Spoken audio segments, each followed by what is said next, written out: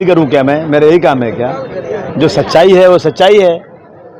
अगर शिवसेना को लगता था कि मैं बीजेपी की बी टीम हूं तो इतने दिन तक बर्दाश्त क्यों किया मुझे? उन्होंने पहले भगा देना चाहिए, पहले बोल देना चाहिए था कि आप हमारे साथ क्यों हैं। ये जो है अपॉर्चुनिस्ट लोग हैं, इनकी कोई आइडियोलॉजी नहीं है, ये सिर्फ वोटों के सौदागर हैं। हमारी एक आइडियोलॉजी है।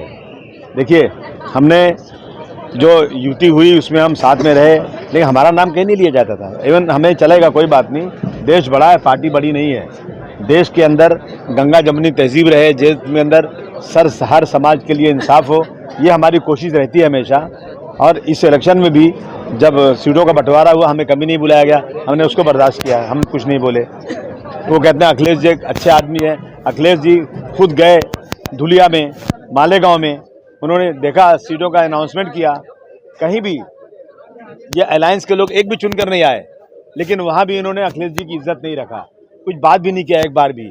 और हमें 2 सीटें जो छोड़ा उस पर भी हमसे कोई बातचीत नहीं कि हमको बुलाया नहीं कभी, हमने न्यूज़ के माध्यम से सुना ये चीज़ें हैं।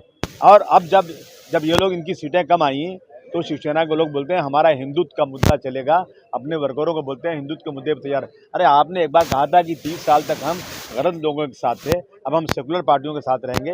हम आपके साथ थे, लेकिन जब आप ये कहोगे कि मेरा मुद्दा हिंदुत्व का है और आप कहोगे 6 दिसंबर को बाबरी मस्जिद जिन्होंने ढाया उसका हम स्वागत करते हैं, उसका अभिनंदन करते हैं, उसका धन्यवाद करते हैं, तो समाजवादी पार्टी ऐसी पार्टी है जो कभी सांप्रदायिकता के साथ नहीं रह सकती। इसलिए हम अलग हो गए और हम अपनी पार्टी बनाएंगे। हमें मालूम है, और रह के भी हमको कौन सा फायदा है, कौन सी सीट हमको मिलती है, कौन से हमसे बातचीत होती है। समाजवादी पार्टी अपनी ताकत बनाएगी। कारपोरेशन इलेक्शन की हम तैयारी कर रहे हैं। संघर्ष के दिनों में आपने साथ दिया, लेकिन इस तरीके से बड़ी टीम कहे जाना कहीं जो है मन में तकलीफ हुई? अरे मेरे को कोई तकलीफ नहीं होती है, ऐसा बोलते रहते हैं लोग, इनको ऐसे बोलते रहते हैं। मुझे तकलीफ तो पहले से इन लोगों से मुझे है, पहले से है। जब ये लोग जब भी महाविकास आघाड़ी की सरकार चली है, कौन सी हमारी बात सुना इन लोगों ने? हमने कई बार कहा कि जो एक कानून बना दो हेट स्पीच के ऊपर, जो लोग भी मजहब की बात करते हैं तो एक सख्त कानून बनाओ, उस पर तैयार नहीं। हम 5% रिजर्वेशन की बात हुई थी, उन्होंने खुद किया था, वो भी नहीं दिया उन्होंने, तो कौन सी बात माने?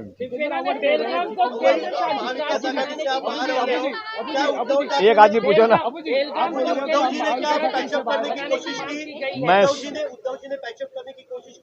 मैं नहीं, बिल्कुल बात नहीं की। हाँ, उनके बेटे ने जरूर कहा कि मैं बी टीम हूँ बीजेपी की, यही कोशिश उनकी है। बेलगाम में मराठी लोगों पर अत्याचार हो रहा है। यूपीटी ने जो है बेलगाम को केंद्र शासित राज्य बनाने की मांग की है। नहीं, मैं समझता हूँ कि ये कोई मतलब ही नहीं हुआ कि बेलगाम केंद्र शासित बना जाए। अब उसमें जो भी कुछ जाति हो रही है उस पर बात करना चाहिए, मुख्यमंत्री से, प्रधानमंत्री से बात करना चाहिए। सरकार उनकी चारों तरफ है।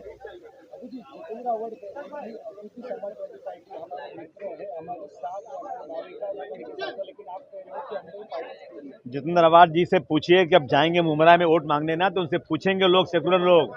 अब तो इलेक्शन हो गया ना, अब तो आपको कोई मतलब नहीं है। पूछेंगे लोग कि जो लोग वो 6 दिसंबर जिसको ब्लैक डे मनाते हैं, जो बगैर किसी कानून के गुंडागर्दी से बाबरी मस्जिद तोड़ दी गई थी, लेकिन उसके बाद भी जब कोर्ट में फैसला हुआ तो मान लिया गया। अब वो लोग अगर कहें कि हम उस दिन को एक अच्छा दिन मानते हैं और उनको अभिनंदन करते हैं जिन लोगों ने तोड़ा, तो जितेंद्र रावत जी आपको बहुत भारी पड़ने वाला है, समझ लीजिए आप।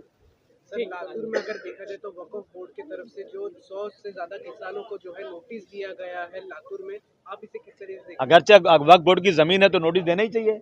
वक्फ बोर्ड की जमीन का बंदर बांट हुआ है, बहुत सारी वक्फ बोर्ड की जमीनें अगर इंक्वायरी की जाए तो बहुत सारे गवर्नमेंट के ऑफिसर्स हैं, कलेक्टर की ऑफिस है, कारपोरेशन है, और इस तरह से बहुत सारी जमीनें कब्जा की हुई हैं। मैं समझता हूँ ये मुसलमानों के पूर्वजों ने दान किया था अल्लाह के नाम पर, वो जमीनें वापस मिलना चाहिए, चाहे किसी के पास भी हो। महबूबा मुफ्ती की बेटी इंतजाम मुफ्ती का एक बयान आया है, हिंदुत्व एक बीमारी है, इसका क्या कहना है? नहीं, ये सब परेशान हो चुके हैं, इसलिए ऐसा कहा उन्होंने। देखिए, हिंदू मजहब बहुत अच्छा है, हिंदू लफ्ज़ किसी को वो नहीं है, लेकिन हिंदुत्व के नाम पर जो जुल्म जाति की जा रही है उससे लोगों को तकलीफ है। अभी महाविकास आघाड़ी से आपने किया है, तो अभी आप महाराष्ट्र की विधानसभा में भारतीय जनता पार्टी और उनके अलायंस को समर्थन देंगे, आपकी भूमिका क्या रहेगी? आप पूछिए ही मत ये बात, कभी जिंदगी में हो ही नहीं सकता कि हम भारतीय जनता पार्टी को सपोर्ट करें, कोई सवाल ही पैदा नहीं होता। हमारी भूमिका है, हम इंडिपेंडेंट काम करेंगे, जहाँ जो अच्छा लगे वो करेंगे। शिंदे साहब ने अगर दरख्वास्त की तो आप क्या उनके साथ समर्थन में रहेंगे? जी नहीं, कभी नहीं। जो लोग मोहम्मद रसूलुल्लाह सल्लल्लाहु अलैहि वसल्लम को अब शब्द कहने वाले, अपमानित करने वाले के साथ खड़े होकर कहेंगे आपका कुछ नहीं बिगड़ेगा, हम आपके साथ में, ऐसे लोगों के साथ कभी नहीं जा सकते। आदमी सब एक आईडी में क्या सर बांग्लादेश में सर सर, बांग्लादेश में हिंदुओं पर अत्याचार लगातार हो रहा है, हिंदुओं के घरे जल रहे, मंदिरों को तोड़ा जा रहा है, दुकानों को तोड़ा जा रहा है, क्या कहना चाहिए? हिंदुस्तान में मुसलमानों की मस्जिदों को तोड़ा जा रहा है, हर मस्जिद की मंदिर दिखाई जा रही है, मुसलमान को पकड़ के चप्पल से मारा जा रहा है, बच्चों को कहा जा रहा है कि तुम जय श्री राम बोलो, तो उनको बोलने का कोई हक ही नहीं है। बांग्लादेश वाले कर रहे हैं तो उनको जो है बाज आ जाना चाहिए, ये गलत कर रहे हैं वो लोग, उन पर पाबंदी लगना चाहिए। लेकिन जो बांग्लादेश कर रहा है वो भारतवर्ष भी कर रहा है। बिल्कुल चर्चा, हमारे अध्यक्ष है, उनसे बिना पूछे थोड़े कुछ काम करते हैं। हाँ बिल्कुल, कहा तुम जो कर रहे हो बिल्कुल सही करो, पार्टी बढ़ाओ, अकेला चलो।